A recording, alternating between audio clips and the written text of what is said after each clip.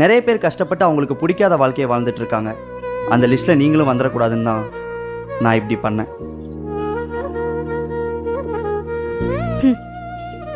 பிடிச்சோ பிடிக்காமையோ நீங்கள் என் கழுத்தில் தாலி கட்டிட்டீங்க.